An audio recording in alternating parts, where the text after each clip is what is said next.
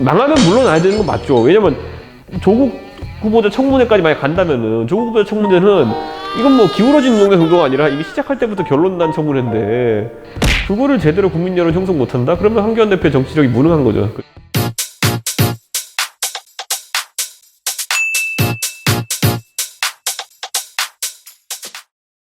예, 거리에서 싸우고 국회에서 싸우고 또 민생 현장에서 싸우는 동시다발적인 투쟁을 통해서 이 정권의 좌파 폭정을 반드시 막아내겠다. 장애투쟁, 원내투쟁, 정책투쟁, 이른바 3대 투쟁을 하겠다라고 자유한국당 황교안 대표가 선언을 하면서 24일 토요일입니다.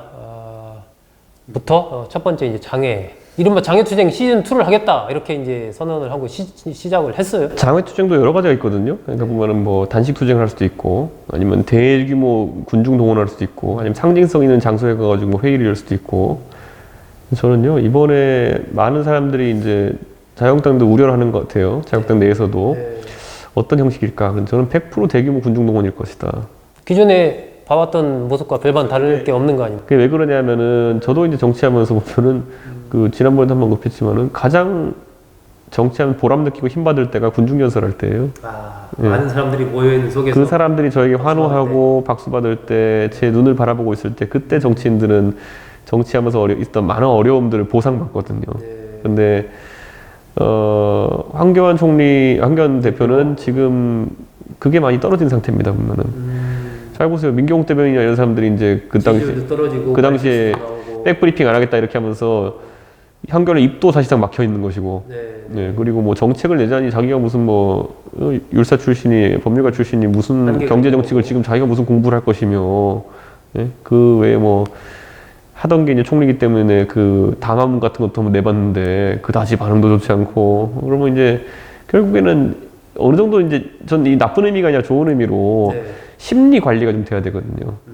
예, 아까 말했죠. 조급함이 생기면 이것도 꼬이는 겁니다. 지금 저희 손학규 대표님 조급함이 생기니까 얼마나 지금 이제 평생 싸우신 것 중 안 좋은 모습도 지금 갑자기 보이기 시작하십니까? 그런 것처럼 황교안 대표도 본인이 안정을 찾을 수 있어야 되는데 그러다 보면 이제 주변에 황교안 대표 모시는 사람들이 기획할 수 있는 게 군중 집회일 겁니다.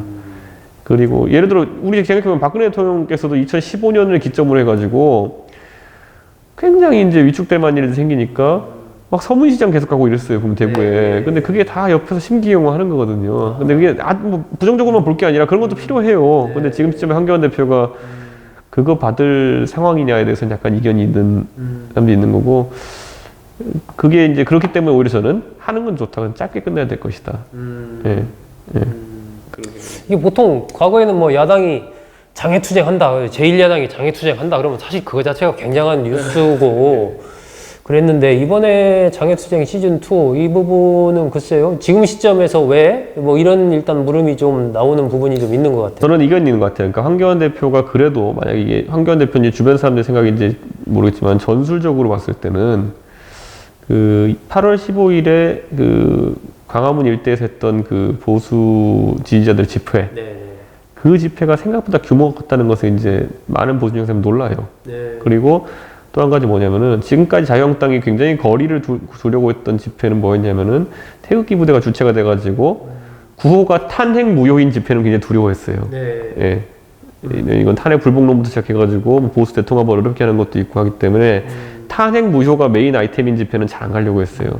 근데 광화문 집회 지난번에 있었던 그 갔다 온 저희 지역구분들한테 물어보니까 거기선 탄핵 무효보다는 문재인 퇴진이 핵심 거였다는 거예요. 주된 구호가 이게 또 언뜻 보면 대충 비슷해 보이는 얘기지만은 완전 다른 구호입니다. 그러니까 바른미래당 저희 당원들이 갔으니까 바른미래당 지지자들이겠죠. 이 사람들은 절대 탄핵 무효 집회를 안 가요. 그 사람 이분들은 탄핵이 옳다고 생각이기 때문에 바른미래당에서 저와 지금 정치 활동하는 분들이에요. 그런데 반대로 문재인 퇴진에 대해서는 이분도 공감한다는 거예요. 그렇기 때문에 그 구호가 변화됐을 때 그 집회가 커질 개연성이 크다. 실제 그게 일어나고 있고 저는 한 가지 이걸 봤으면 좋겠는 게 2015년 11월에 무슨 일이 있냐면요. 그 당시 이제 백남기 농민 그 사건이 있었던 민중총궐기라는 게 있습니다. 그때 민중총궐기라는 걸 보면 굉장히 황당했던 게 뭐냐면은 저는 그 처음에 그 전단지 만들고 이런 거 보면서 이게 되나 싶었어요. 그러니까 뭐냐면은 뭐 7개인가 8가지 요구사항이 있어요. 근데 완전 백화점식이라 가지고 맥락이 없어요. 뭐 어떤 분들은 이석기 석방을 하기도 하고 어떤 분들은 뭐 경제민주화라고 하고 근데 그게 모이더라고요. 그러니까 이게 합집합이 되더라고요. 교집합이 있는 사람들이 모이는 게 집회가 아니라 그 사람들이 뭐 합집합을 만들어내니까 10만 명 오고 그러더라고요. 그때 보니까요. 그때 물론 그때 민주당은 참여를 그 당시까지 안 했고 노동조합이라든지 아니면 약간 조직된 그런 어떤 단체들이 주도를 했지만은 그 의미가 굉장히 컸던 게요.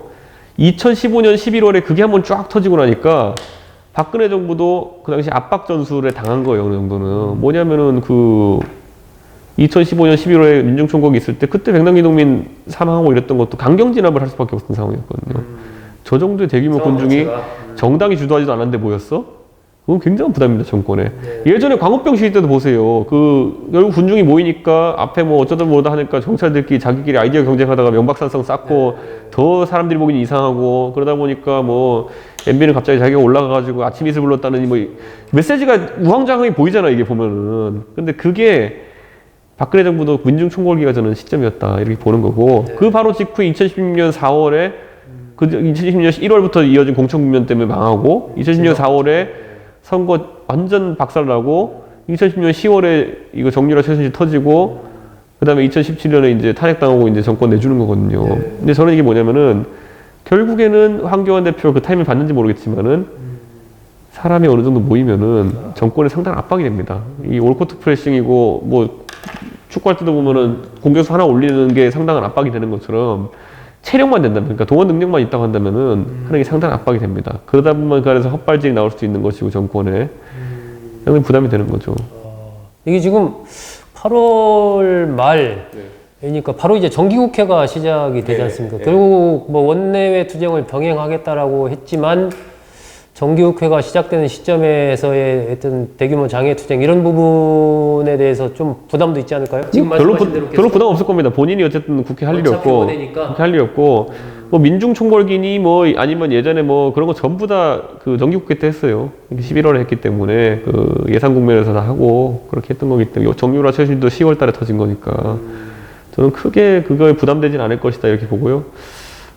아까 말했듯이 대신 메시지 관리는 아마 중요할 겁니다. 최대한의 많은 수를 모으려면은 그 탄핵 무효를 묻어버릴 정도의 정권 비판이 그 전면에 나서야 된다. 잘 쿠킹돼서 올라와야 돼요. 그러니까 보면은 가가지고 맨날 똑같은 얘기하고 있으면 사람들 안 모이거든요.